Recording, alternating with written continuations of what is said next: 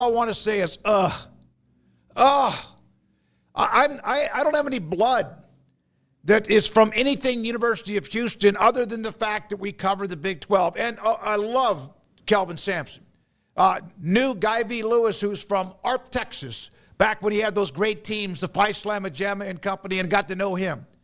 Oh, my God. I mean, we've had guests. How many times have teams that just kept on getting close? And now Houston's lost 3 championship games, Paul. 83, the Jim Valvano moment that really, truly kind of created Cinderella. Magic and Bird were a few years prior to that, but that's what really kind of created Cinderella. And then Georgetown the next year was better. And then last night, with what they do, they close out. They don't make bad mistakes down the stretch. It's how they caught Duke and passed them. And they just could not make and made big-time mistakes in the last 4 minutes of that game. Florida, congratulations on the national championship. You know, I won't say that out loud. You know what you and I and Craig did a Midway team a few years ago that made all their mistakes in one stretch of a game. Championship game. Yep. In the championship game, it was in one quarter of the championship game. The second, third, and fourth quarters, they played really well. But every mistake that they saved up for all year, they made in the first 12 minutes of the game. All of them uncharacteristic. Yeah, all of them uncharacteristic. And I thought of 2 things that I've personally seen. That, and I thought of Hunter, R.J. Hunter. In Baylor, where it was very similar to what was going on with Walter Clayton Jr. last night, where you'd almost want him to score like 7 points in the first half. Yep. So that when he does, score 8 or 10 at the end, or like he's not in a slump, and the averages don't come back right at the end when they're just close enough to you where that's going to make a difference. When they were up 12 and didn't make it, 16 or 18, that's when Florida, felt life. That intentional foul kind of woke Florida up a little bit. And it was like 11-1 foul calls for a little while. I'm not complaining about the refereeing about what they called or anything like that, but it was a ref show in the second half after not being in the first half. So it was a very uneven game when it came to that, which just made for viewing it kind of choppy. I don't care about the result. I don't think it affected it that much. It was a 1-score game. But to see how it ended and for them to make mistakes on their last 3 possessions, which they never do all at once, just kind of brought some of those memories back. We got a couple of tweets to summarize the game as far as maybe with stats or moments. Jeff Borzello with this one. Houston had 4 turnovers in the first 36 and a half minutes of the 40-minute game. They had 5 in the last 324, including 3 times. L.J. Cryer went down the baseline, got caught in midair. No options. At least try to throw it out and let it go. Florida with a turnover, a steal. Then Emmanuel Sharp driving, which normally that's what he does well, or he hits the 3. That's another story. Had one just kind of come off his hands, turnover. And then again, of course, the end of the game, when Walter Clayton made an unbelievable defensive play, flying in. That guy, you got to get him to go play. Of course, he could have played football, and that's a thing we'll have here in just a second. But just a terrible ending for a team with so much experience and leadership. But Sharp and Cryer and others just could not make the play, and give Florida credit because it looked like they were on the edge of just not having enough time. Just like you thought that Houston didn't have enough time. And they did, just like you thought maybe Florida against Tech didn't have enough time. Sorry, too soon, but it's true. Now, speaking of Walter Clayton, not one of his better nights, but he didn't let his offensive struggles affect his defense, making that last play. Here is who he was coming out of high school. A 0-star basketball recruit. Replaced rejected SEC football offers to pursue basketball. So he's an athlete because the SEC and all power, it could have been anybody.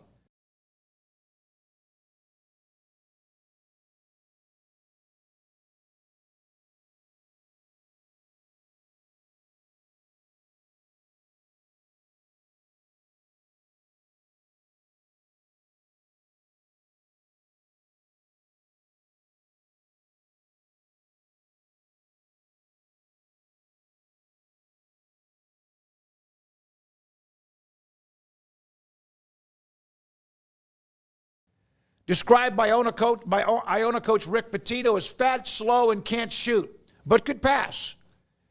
Transferred to Florida when Pitino left for St. John's, and now Walter Clayton is an NCAA champion and is a phenomenal player. I don't know what he can do in the NBA, whatever, don't know.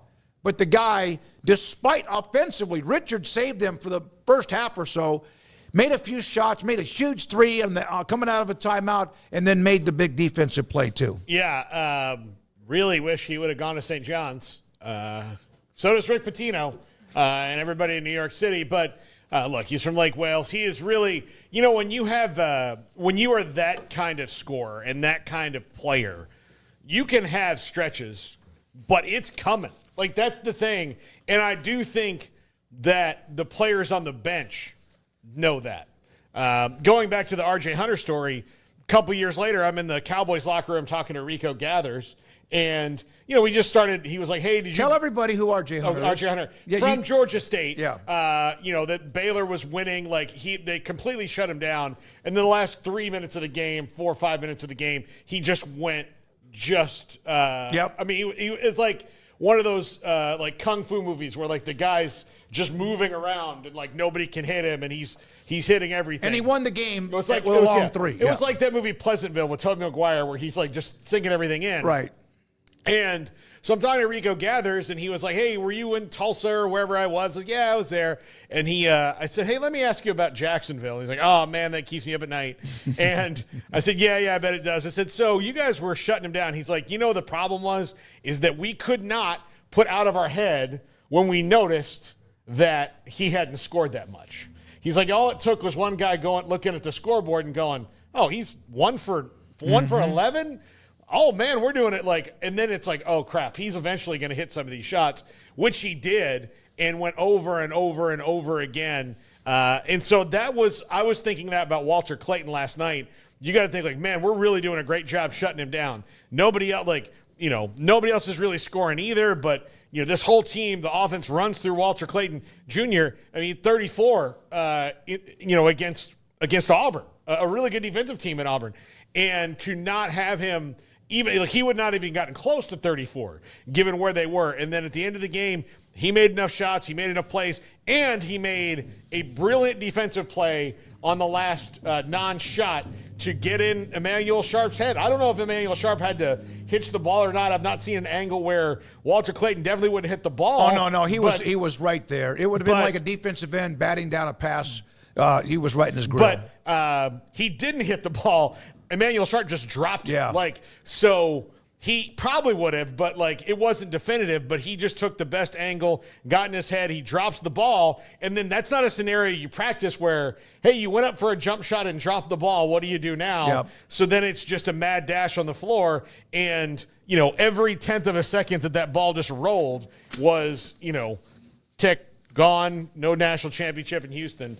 There is no joy in Mudville, and that really just sucked for the Cougars, because if you're going to lose, I've always said this, I would rather just get shelled so I knew that you were never in it than lose 2 of the 3 ways that they've lost national title games on the moment that built March Madness and another wild comeback in the tournament this year.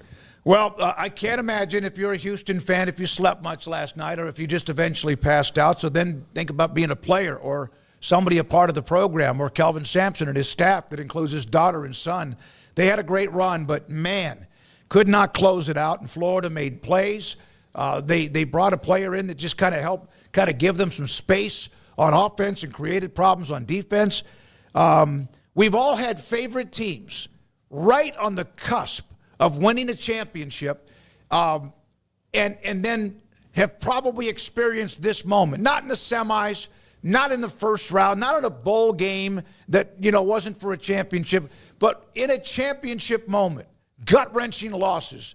And I know Houston has to feel that way 42 years later from what was one of the worst of all time in the loss to Jim Valvano and NC State. But it just keep plugging away, and Houston will, and they've got a lot of players coming back. I'm not going to do what's the early top 25. Houston would be in it, but we will discuss them as we get into the off season. Okay. Florida, by the way, first national title since 2007. They won back-to-back.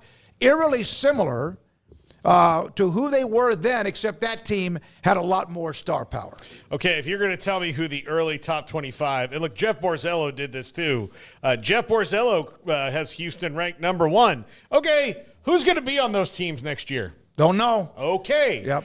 Although, there we go. Everyone, I mean, you're going to have 3 or 4 come in, 3 or 4 come out, and you might have more than that. And you might be fortunate like Duke and just restock it with a bunch of young players out of high school. You're essentially ranking coaches here, is what you're doing when you do an early top 25 for basketball, because Borzello has Houston and Purdue, and I mean you got Louisville, which is interesting, but you are ranking coaches. That's what you're doing. Yeah, no, and you're probably ranking programs. They do that in college football all the time. Kelvin Sampson, after the game, there was a video of him that was sad. During the last 20 seconds, during the last possession, when Houston was down by 2, and they came out of the timeout, and they're taking their time, and they get they're right there near midcourt, and he just stood there, probably knowing that somebody was going to make a play, and if they had something that was guarded, somebody else would make a play. And it almost looked as if he was frozen in time. And then, of course, then you had the Emmanuel Sharp non-shot, the turnover, the ball to the ground, whatever, and he just said, just like, you got to be kidding me. So Todd Golden's in his 30s. Kelvin Sampson's 69, and Golden has a championship, which is, you never know. But after the game, Kelvin Sampson was asked about the final possessions. Going through your mind right now? Big picture. Yeah, I'm just going through those last 2 possessions more than anything else. It's incomprehensible in that situation. We couldn't get a shot. Got to get a shot. We're down 2, and obviously we didn't need a 3. But with Emmanuel, we were struggling to score the entire second half. We got good looks, but Florida was doing a good job running us off the line and forcing us to score it, but we just didn't do a very good job of finishing some shots. Guys that's been in the paint, scoring all year. OJ's developed a really good runner, floater. I didn't go very much tonight. Milos, but give Florida credit too. I'm not going to sit up here and poor mouth and pity mouth us. We held that team to 65 points. Clayton and Martin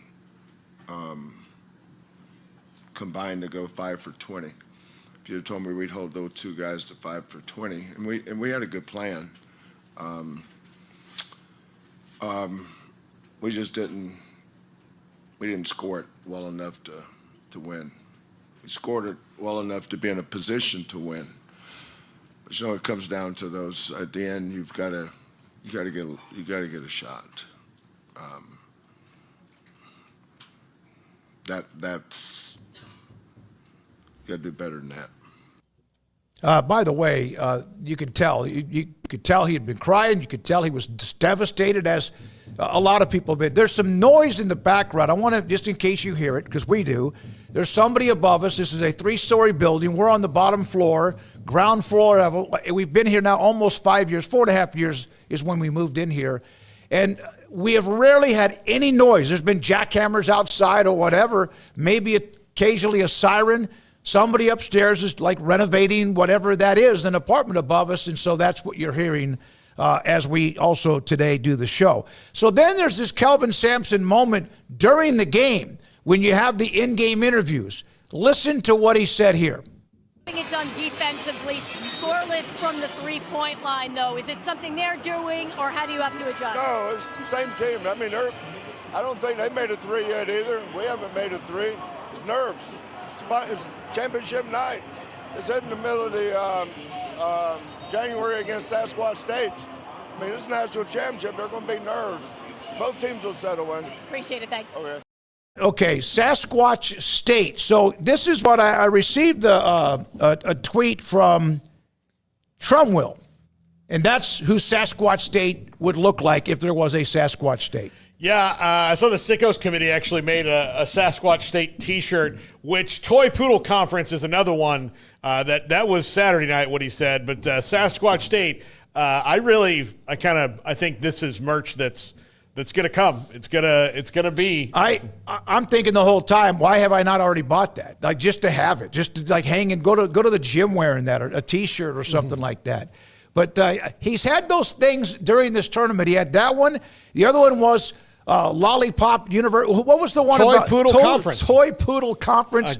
God, I love him. I hate it for him, but also no Florida with a huge second half to do what they had to do. Now, there was a couple of notes about the game. I am not, and you know this, I am not one to ever, even if it's a call that ends the game or non-call. However, in the first half, Dennis Dodd put this up. In the first half, there were 4 fouls the entire first half. Now, it looked like a rugby scrum. It at times looked like it could have been like WWE wrestling. That's the kind of play that Houston likes, and Florida can get physical too because they did.